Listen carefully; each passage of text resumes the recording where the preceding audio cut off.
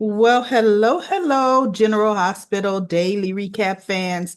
Today's daily recap is for Monday, June the 23rd, 2025. I've got three things I want to announcements I want to talk about first. One, if you are not subscribed to this YouTube channel, please take a moment and hit that subscribe button. You're going to see it at the bottom right-hand area of your screen. Just tap it. We're on a race for 5,000. Two, if the volume on this video is louder, please in comment corner tell me yes, it's louder. I did do some little research. Well, actually, my son did. He's the techie person, and we raised the volume on my mic. So hopefully this helps. Let me know. And three, wait, I forgot what three was, y'all. Okay, whatever. I'll remember three in a minute. So let's dive right in to this video for General Hospital. Today's Monday, June the 23rd, 2025. Okay, we had some pretty good stuff going on. I'm going to start with the minor stuff, and I'm going to hit us with the funny stuff at the end. Okay, we have um Tracy, not Tracy, we have Nina. She stopped Willow from leaving at the pool, got her to sit down to talk to her a little bit more about the wedding. She's saying, why do you have to marry him right now? She goes, well, by the time there's a date, by the time um the visitation hearing is set, we'll already be married. And so Nina said, but Willow, last I heard, the judge hasn't even set a date. Has Martin told you there's been a date set? And she says, no, but we want to be ready. She goes, you don't want to look like you're impulsive.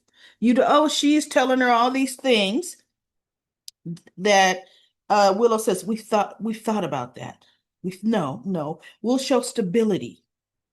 Martin says, we talked to our, Martin says this, that, and the other. She says, but Willow, you deserve a nice wedding.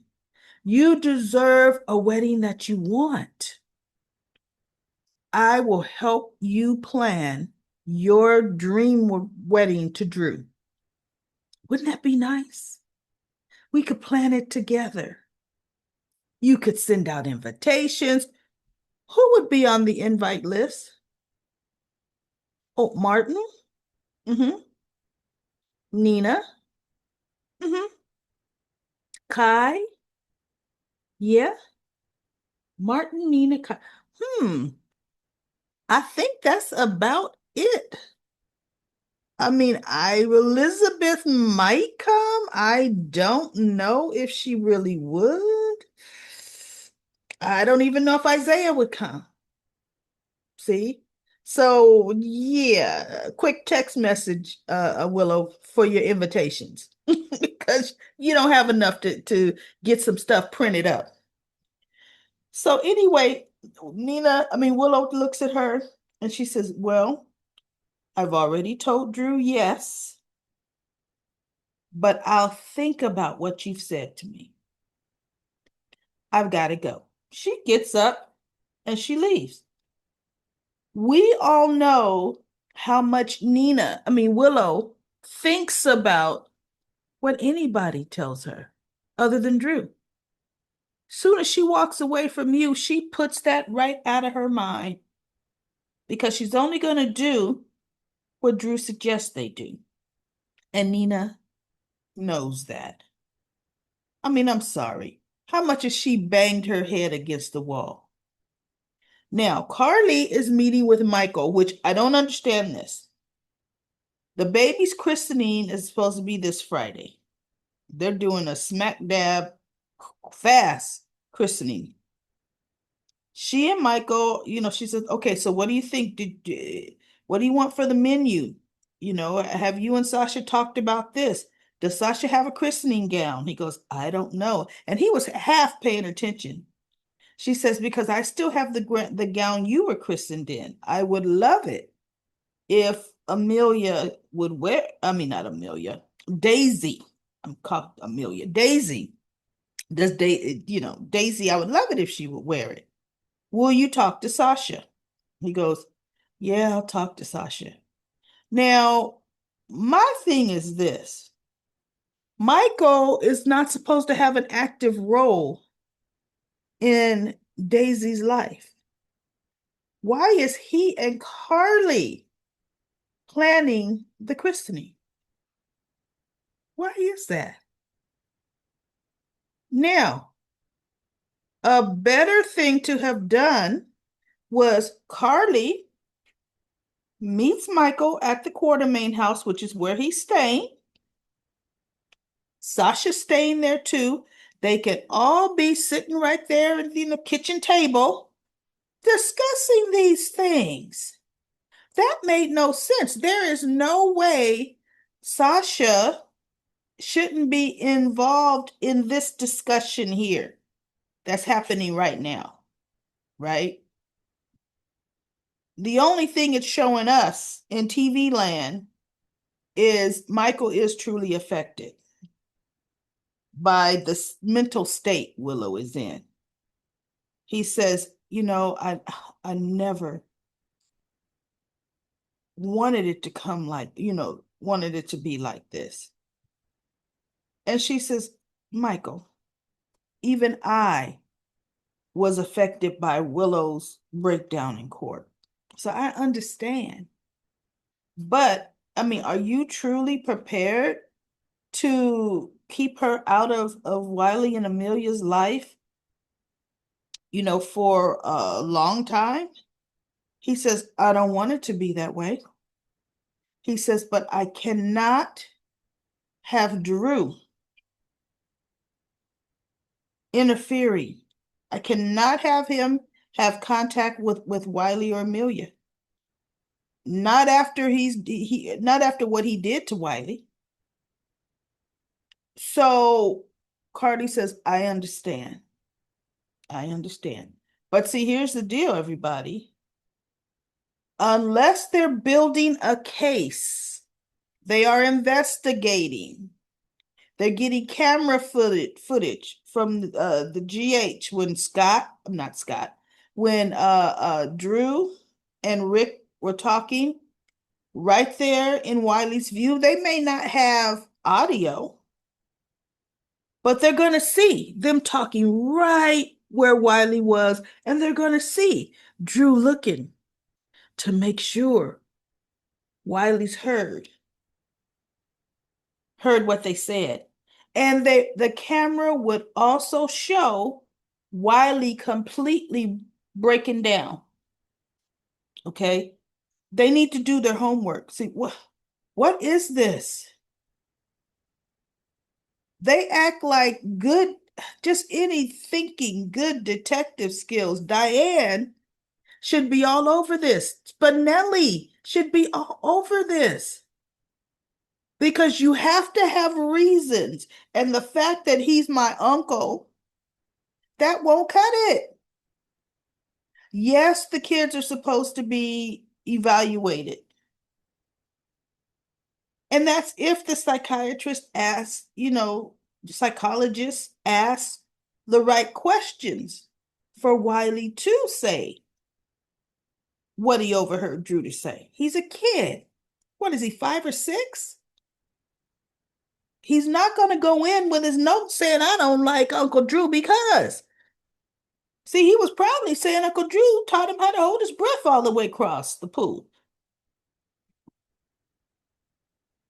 So anyway, they're just, nobody is being proactive enough for me. They're just not. So anyway, because my thing is, you're going to go in, she's going to be married, and that judge is going to give her probably 50-50. Then what you going to do, Michael? Because legally, that's where their mother is. That's the house. So anyway, Carly and Michael finished their meeting. And Carly is getting ready to leave from up there, and Nina stops her. Carly, we need to talk. Carly's looking at her, about what? About Willow. It is, it's not right for Willow to have no contact with her children. And Carly looked at her and said, that's what the judge ordered, Nina. Now, what was Nina spouting off at Carly at the nurses' ball? About you will never. Oh, you won't see the grand. Oh, if the shoe was on the other foot, could Carly come to Nina and say, go to Willow and Drew and get them to, well, for one, the judge wouldn't have barred Michael. Look, y'all, we got the doggone ice cream truck driving up the street right now. I'm not going to stop this video. You just going to have to hear, who still goes to the ice cream truck? But anyway, they would not give Michael a second glance if he would have won full custody, right? And Drew would be moving them to Michael's kids away from him. So, no, Nina, no. You were painting my son as a deadbeat dad. And I know if the shoe was on the other foot, you would be gloating. Now, I am not gloating because I feel for Willow. And she goes, Willow is about to marry Drew to ensure she gets, a good visitation. And Carly looked at her and said, wait, what? She goes, we can't let that happen. Nina says, we need to work together so that Willow has visitation, but she says Drew can't be nowhere around Wiley, nowhere around our grandchildren. So tell Michael to ask, probably Diane, but to ask in the stipulation for visitation for Willow that they specify Drew cannot be around. And Carly looked at her and said, Nina, I don't even think that could be done. Right? Nina is so quick to go to Sunny, so quick to go and tell them what to tell, what to do, what needs to be. No, no. She goes, I know within time, I can pry Willow away from Drew. Chick, you spreading your legs for Drew didn't even accomplish that. You have been in Willow's ear. It will be a year in 3 months in September since you found out about them, Drew and Willow kissing, trying to get her to see the errors of her ways, and it has not worked. So she's going to marry the man. There is no way you're going to be able to pry her out of his cold Colt hands.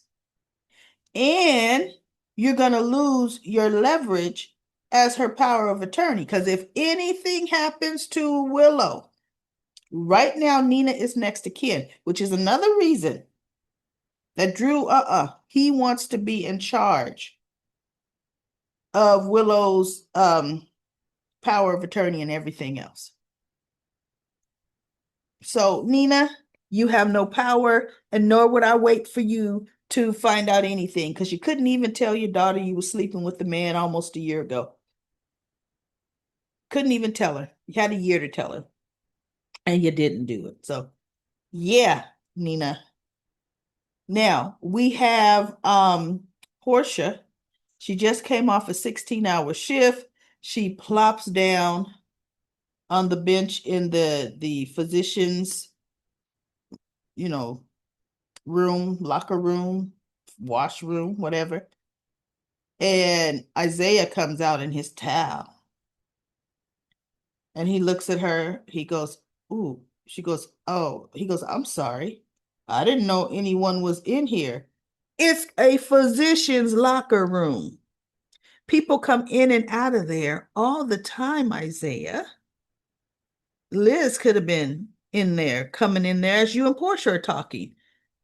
They see each other, well, not totally naked, hopefully, but they see each other in towels coming out the shower, going to their lockers to get their. This is a co-ed, which most all of them are, doctor's lounge. So no apologies necessary, right? And so she was just saying, she's tired, but she don't want to go home. She said, I think of all kind of things I could do just not to go home. Now here's the thing, Curtis wouldn't be home. It's early. You would know, you would have peace of mind now, Portia. You could go home and crash out. Curtis wouldn't be there, nor would Curtis wake you up when he came home. So you would be fine to go home. Well, Isaiah comes up with this plan. No, you know what? What you need, you don't want to go home. You definitely don't need to stay here at work because he says you're burning yourself out. You're going to make a mistake, right? So you got to think of patient safety. And he's still calling her Dr. Robinson. He's not taking liberties calling her Portia. He said, we're going to go have some fun. You go get changed. And she goes, I haven't had fun in a long time. Oh, you had fun the night Drew did body shots off of the uh off of what's her name, Jacinda. But anyway, uh at the pool, Curtis and Jordan independently bump into each other. He's got out the pool, he was swimming. She walks up to him, Curtis, you're here in the afternoon? You are not at your desk 24/7? And he goes, one of the perks of having your office downstairs in a hotel that has a rooftop pool is you need to come and unwind for a minute. So that's what I'm doing. She says, and how is Aurora doing? He said, Aurora is doing just fine. And if anybody needs me, that's what my phone is for. She's like, I'm impressed. He says, and what are you doing here? She goes, I have the afternoon off. Beautiful day. So they are talking. Now, everybody, I end up fast forwarding a lot of this conversation because they were reminiscing about one of their undercover cases years ago and how it went, and they're stuck in his sweaty old car, air conditioner, and all that. Who cares about that? And they talked for the longest about that history. And he was saying, look at how far we've come. She goes, yeah, you're the CEO of a top conglomerate media company. He says, and you're former commissioner, former deputy mayor, and now, private liaison. And she says, he goes, yes, we both have done well for ourselves. And she smiled and she goes, oh, well, I want to let you know I'm moving. He goes, really? She said, yes. She says, one of the perks of taking the job with Sidwell, I got a considerable pay increase. She says, and there is no reason that I would stay where I'm at. I have to look the part. So looking the part means getting a nicer place, right? So he goes, okay, I see it. I see it. And they're just talking. And guess who walks in? Isaiah's bringing Portia to the pool. Of course, I knew that's exactly where he was going to bring her. Now, he didn't know Curtis and Jordan were there. And soon as Portia walks in, she says, oh, I see Curtis isn't too busy. to be up here at this pool with Jordan. And Isaiah looks and she goes, tell me, don't you think that looks inappropriate? The two of them here together talking like that? And Jordan looks at Portia and says, not Jordan, and Isaiah looks at Portia and says, I'm the wrong person, to weigh in on this. And she says, why? And he said, well, Jordan and I used to date for a brief minute. And she says, oh, really? And he said, yeah. And she just looks at him like, you too? Right? So Curtis gets a call and he goes, excuse me, Jordan, I got to take this. He stands up as Trina. She wants to whine to him because Kai came to her and told her he's gonna, he accepted Drew's offer and what Drew's saying. He doesn't have to move to DC, but he wants to know her true feelings, even though he's still taking the job. So she says, I don't like it. I don't trust Drew, but it's your life. And he goes, I just want to make sure. I mean, me taking the job with Drew, are we still going to be fine? And she says, yeah, because he goes, I really hope that you can leave what's going on between your parents and Drew, between your parents and Drew. And, it won't affect our relationship. He goes, because Drew hasn't done anything to me for me not to trust him. So, so she goes, well, if somebody does something to the people I love, it does affect me. And Drew has done a lot to my mom and my dad. Well, my dad, because he really don't know what Drew's done to her mother, but to my dad. She says, but no, you and I, our relationship is our relationship, right? So he's so happy. And Drew told him he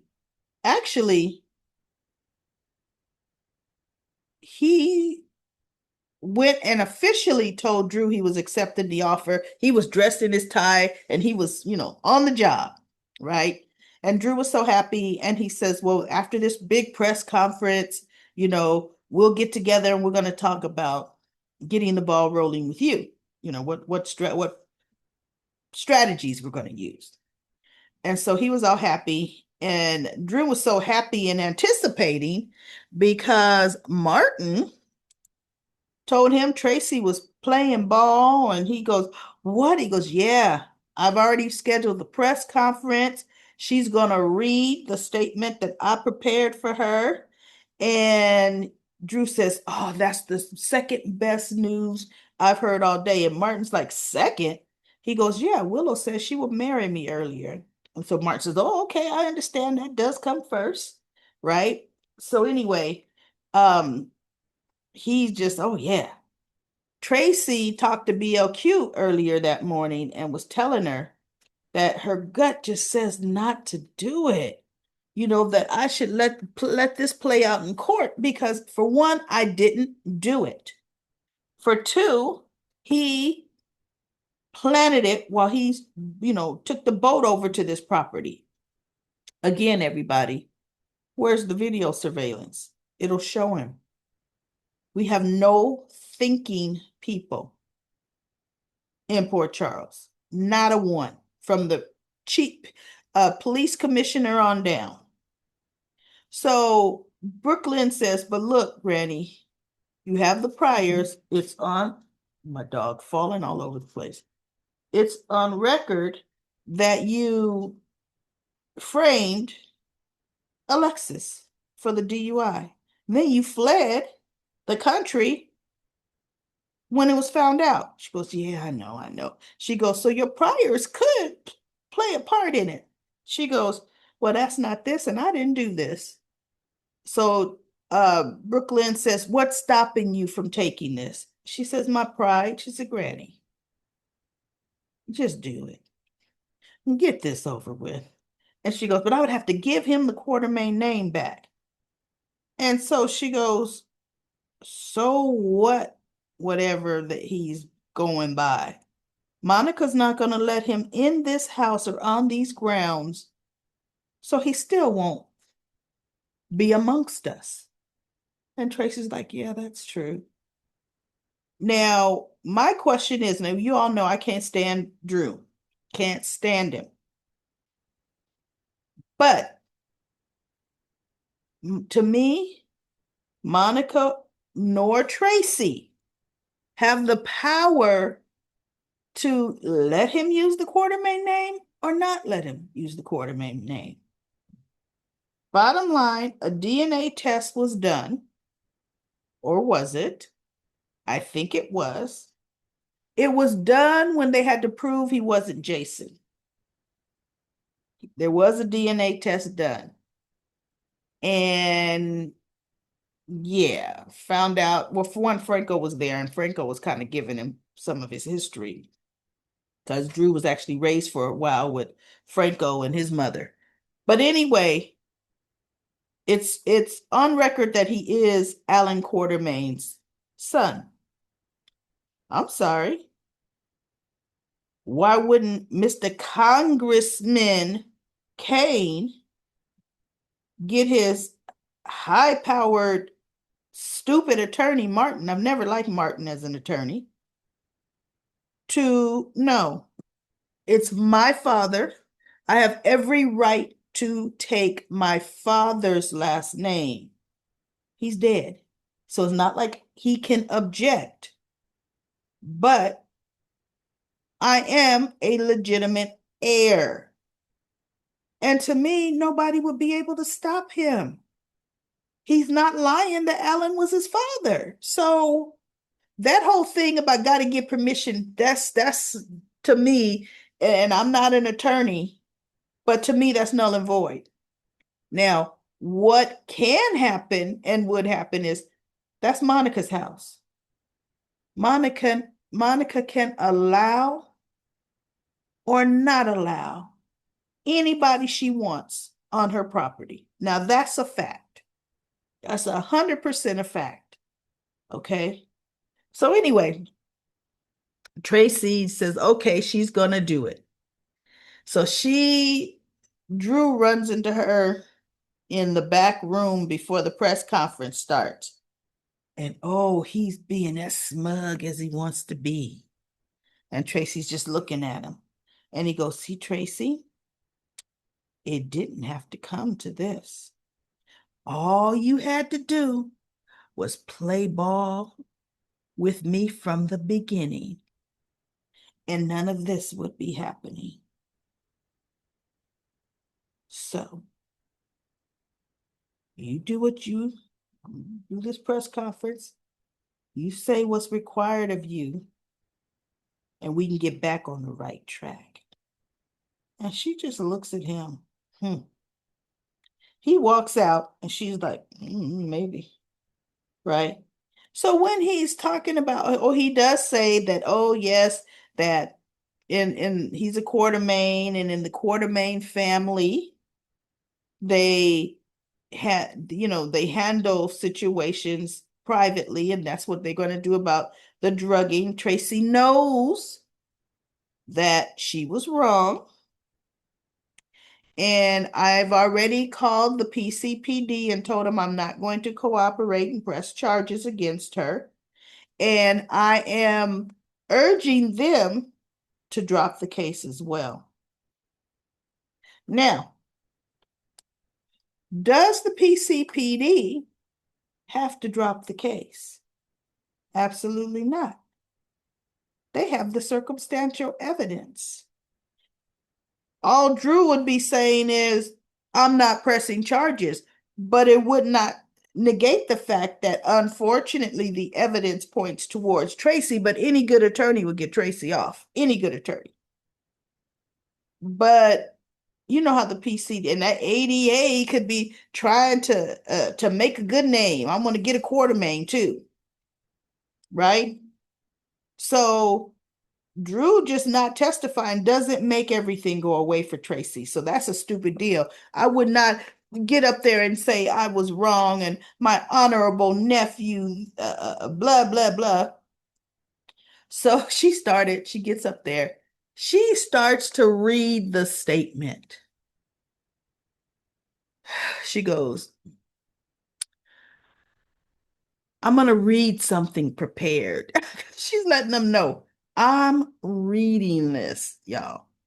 And she's starting to read this piece because, oh, Drew painted her in a bad light. He goes, yo, she's been in trouble before. Oh, he just said a bunch of stuff and she's just looking at him. Oh, okay. So she goes, my honorable nephew, Congressman Drew and Mark, there, everybody's looking. Congressman Drew, she goes, I can't do this. And she said, because he framed me. He did it. He put that drug in my car and he's framing me now. And Martin is like, whoa, it's so funny to me. And Kai is like, whoa, whoa, right? She says, he is a despicable human being. He is an embarrassment. She was he's an embarrassment to the family, which is why he can't have the Quartermain name. He single-handedly broke up his nephew's marriage by sleeping with his nephew's wife. That's the kind of person he is. Now, I loved it. Loved the SmackDown, but why didn't she say, and this is how despicable he is. He was sleeping with his now girlfriend's mother, Nina Reeves, while he was pursuing his nephew's wife. Why didn't Tracy say that? That would have been the biggest, oh, right? All the reporters there would have been, oh my goodness. And Tracy could say, and I've got the proof to back it up. I will be releasing a video of the congressman in a brawl at a bar when the information came out. Checkmate. But they didn't use that. They're acting like it doesn't exist. Last month, Ned asked her, should we use the video about, about Drew saying that, he and Nina slept together? We could blow up him and Willow's relationship. And Tracy says, no, we're going to save that. That'll come in handy later against Nina Reeves. Doggone be darned with later. I wanted to say something else. See, now is the time to do this. I don't get it. I don't get it. And that's the only thing that I felt that was lacking with what Tracy said. So anyway, at the end, back at the pool, Portia, Isaiah gets a call. He goes to this hospital. I'll be right back. She goes, sure. Curtis is gone. Remember, he's gonna go hold Trina's hand. And Portia was saying to Isaiah before he got his call, I wonder where did Curtis go? I'm surprised he could pry him. What's so important that he could pry himself away from Jordan. She should have known. Must be our daughter. But no, Portia's jealousy. So Portia walks up to Jordan and she's like, excuse me, Jordan. What did she say? Something about you must be tired or something about after talking to my husband all afternoon long. Jordan lifts her glasses up She looks at Portia. Tomorrow she gonna let her have it. Watch. Tomorrow, because Portia's gonna say, he is my husband, and every time I look around, you're with him. Oh, you mean like every time you looked around, you were with him when I was married to him? Oh, you mean like that? Oh, okay. All right. Well, whatever. Right? I mean, I wouldn't even entertain Portia, but Jordan is going to cut her down, saying, "Nah, you in the situation you in because you continually lie to Curtis. Continually. You should have learned from the Trina thing, but you didn't, did you? Right? So anyway, tomorrow's going to be a good cat word fight between the two of them, and Jordan's going to have the upper hand in that. I could tell you that right now, because Jordan don't play. Now, let's go to comment corner. Comment corner. I'm going to go from the top down today, from the top down. I'm going to do 5 minutes of comment corner. All right. Donkey says that little dog probably escaped from the lab. It's a beagle typically used in experiments. Wow. Remember, Emma is fighting animal testing. Yes, that probably is it. Probably. Because she's going to take the dog. She says, if I don't find the owner, she told Anna, he's mine. The dog will probably start getting sick. And they're going to have to take him to a vet, and the labs are going to show some drugs are in his system. Watch. Watch. Are you going to get Dalton trying to come up and claim the dog, and Emma's going to really be like, wait a minute, right? Debbie says, I wonder if Willow is not just acting to play Drew and Nina. I think she knows more than they think. She is strategizing, LOL. I'm so happy, Debbie, you put LOL after the word strategizing. In a whole year now, when has Willow ever had an original thought on her own to strategize anything? LOL. I think she's got something planned for the wedding at the last minute. Let me say this too. Willow doesn't make plans. Willow has to be told plans. Drew has to tell her what the plan is for the wedding, not Willow, especially last minute. What? LOL. I could be wrong. It's happened before, but I give Willow a little more credit than that. It's happened before in the soap. It hasn't happened before with Willow. That she executed a plan that she thought of all her own. Just hasn't happened. I also don't believe it's her messing around the Quartermain estate. I think she's being set up. Could be, soaps. They love to lead us astray. They do. And then we're like, oh, it was that person? Well, whatever. But I really think it's Willow. Um, and then Christera says, could they please wrap up this Drew-ish ASAP? I'm with you on that, Christera. Oh, goodness, I'm so sick of it. And she also says Liz should go on a trip by herself, maybe Paris, where she can see some great works of art. You know what? In this day and age, a young woman, I would never go internationally by myself anywhere. It's just too dangerous, y'all. It's just too dangerous. It really is. They would target Elizabeth like there's no tomorrow. I am, says Sonny always gets the female DAs. He sure does. And I am says Ava didn't have any scars either at the end, but Ava wasn't burned as extensive as Michael was, right? And then let's see. Aisha says, yes, Michael and Willow going into a custody hearing as a married couple did get him the edge over Nell. But Willow and Drew getting married now, after the fact, isn't going to overturn the judge's ruling or lay the groundwork for an appeal. I'm with you on that. Aisha.